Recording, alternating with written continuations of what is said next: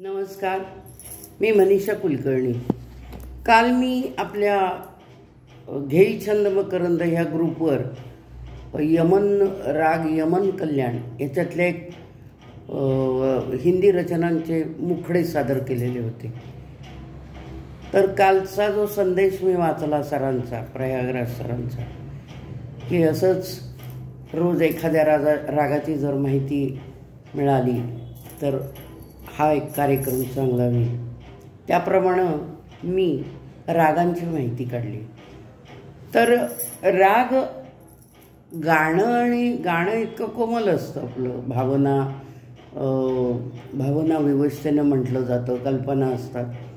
आणि राग हा शब्द म्हणजे हे दोन मला असे विरोधाभास वाटले, म्हणून मी त्यात थोडंसं शब्दाची माहिती काढली की राग म्हणजे काय।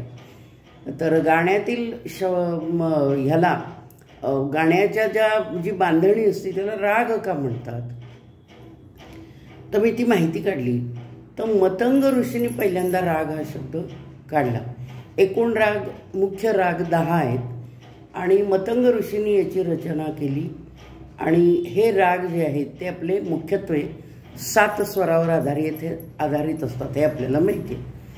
तर सारे ग म प ध नि सा या सप्तस्वरावर आधारित आपल्या मनातल्या भावना, मनोरंजन जे व्यक्त करणं, त्याला राग असा शब्द आहे असं मला माहिती मिळाली।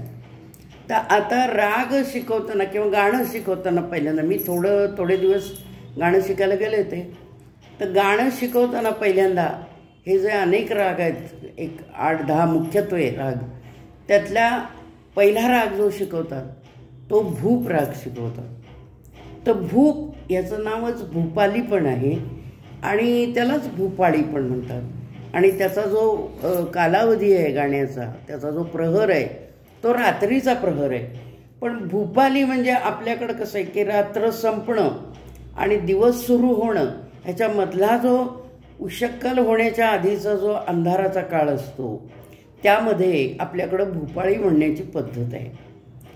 तर म्हणजे भूपाली, भूप असंही त्याचं नाव आहे आणि म्हणून याचं मला वाटते रात्रीचा प्रहर असं त्यांनी दिले आणि म्हणून पहाटे ही भूपाळी गायली जात असावी। तर यातले काही गाण्यांचे मुखडे मी मराठी गाण्यांचे मुखडे आज सादर करणार आहे। इतके सुंदर सुंदर गाणी आहेत ह्या भूप रागावर सुद्धा। मी काय फार गाणं शिकलेली नाही आहे किंवा गाणं म्हणजे मी काय गायिकाही नव्हे, परंतु त्यातली माहिती आपली मी घेत असते, त्याप्रमाणे ती आपल्यासमोर सादर करते। आता पहिलंच गाणं जे आहे भूपमधलं ते बाबूजींनी इतकं सुंदर गायलेलं आहे, गीत रामायणातलं।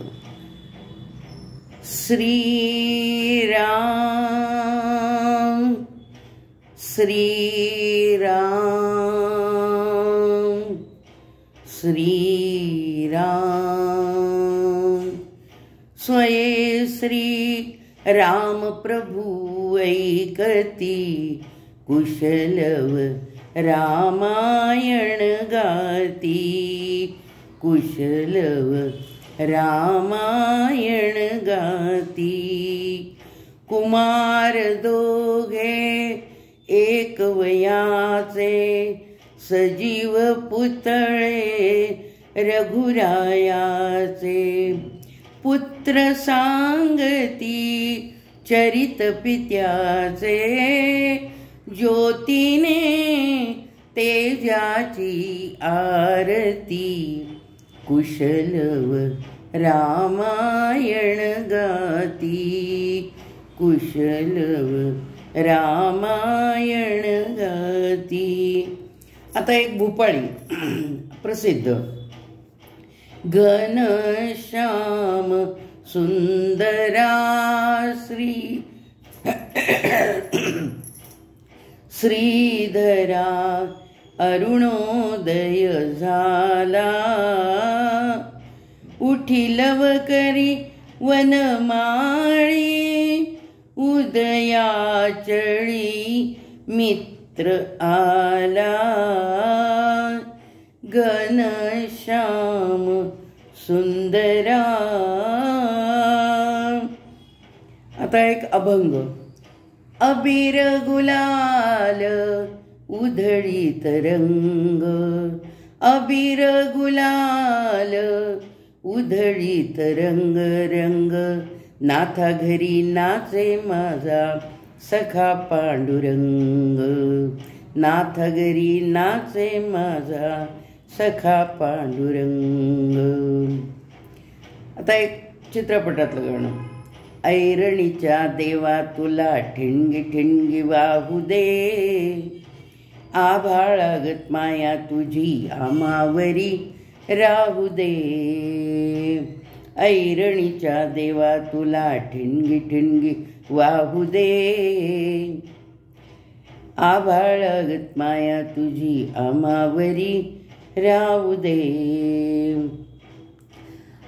माझे माहेर पंढरी आहे भीवरेच्या तीरी, माझे माहेर पंढरी आहे भीवरेच्या तीरी.